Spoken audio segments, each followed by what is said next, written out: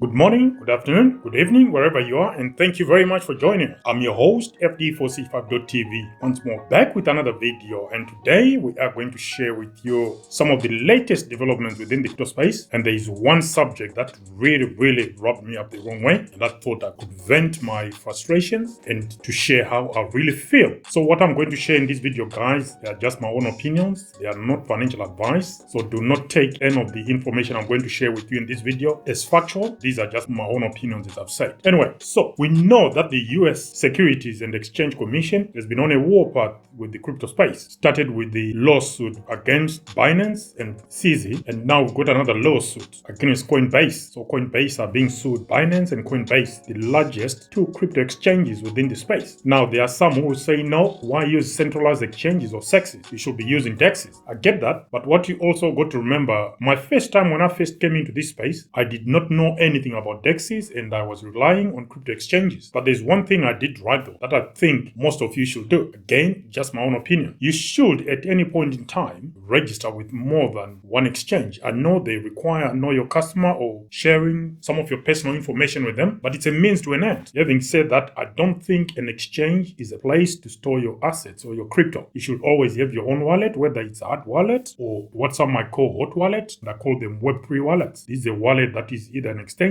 or it's a desktop or it's on your phone. But each to their own. You do what suits your situation and what you think is safe according to your own circumstances and your situation. Anyway, do you agree with KevinO'Leary? Crypto is now radioactive toxic waste. That statement is full of hatred and disdain. During a recent interview with Fox News Channel US, KevinO'Leary applauded the SEC's move against Binance and Coinbase. He even goes further by proposing the removal of Brian Armstrong as CEO. Brian Armstrong, if you don't know him, is the founder of Coinbase. Do you agree with KevinO'Leary's views? Let's spare a few moments to discuss this because, like I said, it was so frustrating. Someone just pouting hatred on the screen without anyone actually challenging them. I was not expecting that to come from the Fox News Channel anchors, but that's what they do, spreading misinformation, and KevinO'Leary is just aiding them. And here at Sage5.tv, we tend to ignore all the noise around what happens in a single jurisdiction, and in this case, I mean the US. And I think, in the grand scheme of things, all of this is just noise. In say 2 to 3 to 5 year time frame, the market's response to what's happening at the moment probably won't even register on the charts. That is, all this will be forgotten, and yet here we are spending most of our special time on YouTube trying to analyze and overanalyze in some cases what this all means. Let me tell you something. It means nothing. Absolutely nothing. Nothing, as all this is just noise, like I said, and it's wasting your time if you're trying to figure out what the market's next move is going to be. That is just a fool's errand. Let me explain. I'll put some points for you guys to be able to follow my thought process here. So number one, the crypto markets are global, and what happens in the US may affect your hourly, daily, or even weekly price movements, but medium to long term, all that won't matter at all. The genie is out of the bottle, people. In fact, this is the clearest sign yet that crypto is winning. We are probably not far off from that overall victory if these attacks keep intensifying. You cannot undo crypto. Someone needs to put that in their heads. The legacy financial system, they print money, they remove liquidity, they crush banks, and guess what? Bitcoin, the dead of the space, is still producing blocks. It hasn't stopped, it's still going. Cardano is still producing blocks. Ethereum is still producing blocks. Polkadot is still producing blocks. Cosmos, Algorand, Injective, and plenty more are still producing blocks as they were designed to do. In other words, you may lock yourself in a dark room in the middle of the day, but time will keep moving. The sun will continue to rise and set as expected. Let the elites in the US waste their little precious time that they have left fighting something they can't really control. Number two, KevinO'Leary was invested in FTX, if people didn't know that. He was a paid rep of FTX. He lost money in FTX, and whatever future gains his wet dreams were allowing him to dream about, he is still blaming the CEO of Binance, CZ, for the fall of FTX, as if the pawns that it is or that it was not enough. Now, don't get me wrong, Binance and CZ are not flawless at all, far from it. But KevinO'Leary is using the current SEC's lawsuits against both Binance and Coinbase as a smokescreen to cover his own shortcomings. He is in no way qualified to pass judgments on Brian Armstrong and Coinbase and CZ and Binance, as he himself miserably failed to identify one of the worst scammers in history in Sam Bankman-Fried. Characters like KevinO'Leary have a way of finding their way in life, scheming their way along the way. If there's still an upstanding investor listening to or investing in KevinO'Leary's ideas, one is going to ask, are those investors also as morally bankrupt as this guy? KevinO'Leary is clear evidence of how out of touch those with power and a public platform can be. Number 3, this may come as a surprise or is news to the likes of KevinO'Leary and Gary Gensler, but the masses are fed up with their entitled way of life. Of course, they will claim they've worked hard or worked smart to get where they are, but like I've already said, these shady characters always have a way to skim through life as parasites without the host actually realizing what's going on. By the time one realizes that there is a parasite in the house, they've already moved on. They're next unsuspecting hosts. However, with crypto, for all its faults, it is the market that assigns value based purely on market conditions. You may try to rig the markets. Well, the current financial markets have been rigged right from the beginning. But over time, the crypto markets will always sort themselves out. Rigging the rules of engagement isn't entirely possible in crypto, and characters like KevinO'Leary, they know that. Gary Gensler knows that. My rant number 4, KevinO'Leary is never happy when he's not the star of the show, or if his fingers are not in the pie. By suggesting that Brian Armstrong needs to go and be replaced as CEO, one can only guess that the puppet masters already have a candidate in mind, and KevinO'Leary is just a mouthpiece. People always talk of Trojans planted by the powers that be, and I'm really starting to think that KevinO'Leary is one such Trojan and has always been from the beginning. He hates crypto with a passion because he failed FTX. He placed his bets, he lost, and he doesn't like losing. Welcome to the real world, my friend. Number 5, the United States days as the leading economy in the world are numbered. The United States dollar's time as a reserve currency is vanishing, and Gary Gensler's statements the other day about fiat currencies being digital and the world not needing any more new digital currencies reminds me of, don't know if you remember, the Gulf War. Chemical Ali, the ex-Iraqi propaganda minister under Saddam Hussein. Those were truly the acts of a dying horse. Whatever happened to that guy, I'm starting to wonder. And we've got our own latest version of Chemical Ali in KevinO'Leary and Gary Gensler. Anyway, following Gary Gensler's rant the other day, we now all know that it is not about regulations, it's not about compliance, it is all about preserving the status quo. And just like KevinO'Leary, Gary Gensler also wants to be the star of the show. He doesn't want to miss out. And if he doesn't get his way, like that fat kid, we all want kids, right? That fat kid who owns the ball at the playground, he's decided to take his football away with him because everyone else is ignoring him. No one's want to play with him because he's hideous, just not friendly at all. We know what Gary Gensler did. He missed an opportunity, or he did not get an opportunity with Binance when he was trying to get a job with them. That's probably where all this is coming from. And that guy is a chairman of a respected government entity. Give me a break. People, whether the other side likes it or not, we are witnessing the dawn of a new world order where rigging the rules of the game is no longer acceptable. And here I'm only talking of those well-designed crypto projects with the best use cases. I'm not talking of the Ponzi's or the meme coins. They actually do more harm than good. Yes, people will say they do onboard more people, but come on, it's almost like, an advert on TV that recruits more lottery players. We don't want that. We want to have decent projects, but that's not my place. And we all know that we do have those decent projects around. Think of Nvidia from the tech space and then Render from the crypto space. Those two could go head to head at some point. Just give it time. Now that is something to look forward to. And point number 6, this most people will not agree with, but the rest of the world just doesn't care. Now, there are going to be a lot of people who will reject this point, but it's true. The rest of the world really just doesn't care. It just doesn't care. Like I stated earlier in the video, the very short-term impact of some of these moves by the US administration and the government bodies, it is the real reason why the United States finds itself in a bind. Sorry to those who think the world revolves around the US, but that's not true at all. You may hear people say, oh, but the US financial system and the capital markets are the most liquid, the richest, blah, blah, blah. Dude, capital is ever fluid and it doesn't hold a passport. And crypto is just making that more accessible. You can have a farmer who has never set a foot in a high-rise or in a city or town of some sort using crypto. That's what we're talking about, accessibility. And I don't know why one of the most advanced places on earth, if you can call it that or describe it as such, is trying to deny that opportunity. In the United States, strategic decisions that decide the direction of the country are decided through short-term political cycles, usually 4 to 5 year cycles. Not that I'm a fan, but when the CCP over in China sits down for their Congress, they are not doing that to discuss the future of China in the next 2 to 4 years. You know what I mean? Come on. They plan for decades in advance. And what we're seeing playing out today from China has probably been in the works for years, decades even. Throughout those years, the US has seen both Republicans and Democrats snatch power from the opposing side with short-term strategies geared towards winning votes and placating the puppet masters, those with real power and who actually pull the strings from behind the scenes. Wake up, people. Gensler and O'Leary are in a different short-term fight, that of relevance, survival, and self-preservation. For all I know, Gary Gensler could get his P45. By the way, that's what we colloquially refer to here in the UK. When someone gets the sack, we say they being handed their P45. Of course, it's a document you get at the end of employment, whether you leave honorably or you get fired. As for O'Leary, he's trying to save face following the scam over at FTX. The man has lost any credibility he had, if any, and now he's trying to build his persona, an image that he uses to fool the uninformed in order to weave his way back into their good books by pretending he knows what he's doing. History won't judge these two positively, in my view, and the future is going to be as dark as it could get as far as these two are concerned. Anyway, that's my rant. What do you guys think? Let me know in the comment section. My final thoughts on this whole saga involving the KevinO'Leary of the world and the Gary Gensler of the world. The US is going to fall way behind other countries as far as crypto technology is concerned. Think of United Arab Emirates or UAE, Hong Kong, and of course China, Singapore, the UK, and majority of the countries within the European Union. They are all embracing cryptocurrencies and making progress on that front, while the US fights the inevitable. Granted, some of the laws, like the MiCA bill coming from the EU, might not be as perfect, but we're not looking for perfection. The rules will evolve as the industry grows. The second point I want to make is that the US missed a trick here. Instead of choking the fiat to crypto on ramp in order to strangle the crypto markets, they could have just made the US dollar more embedded within the space. Controversial, I know, because it's fiat, but that could have bought them some time to figure out what to do next. And just like the rest of the people within the crypto space, unless you are from the US, we simply don't care what the US does or doesn't do. We just can't wait for a future where a global financial system is widely accessible to every person on earth and where the rules of the game are not rigged to benefit a selected few. Just think of this. From 2009 to date, the world's largest economy, including the US, have printed trillions of dollars, bringing massive inflation along the way. When the central bank said they are removing liquidity from the system to control inflation, what's actually happening is the value created and bought using those inflated prices moved from the masses into the hands of the concentrated few. Meanwhile, Bitcoin is still producing blocks as programmed way back in 2009 with a target of 21 million Bitcoins once every single Bitcoin out there has been mined over several years to come. And during that intervening period, the central banks will have printed more trillions in fiat, bringing more pain on the masses. Apart from the annoyance induced by his public pronouncements, does anybody actually care what KevinO'Leary says or thinks about the crypto space? I really don't. In fact, I will have him go provide his mate Sam Bankman-Fried some company. He must be lonely under house arrest. Those two belong together. As for Gary Gensler, I think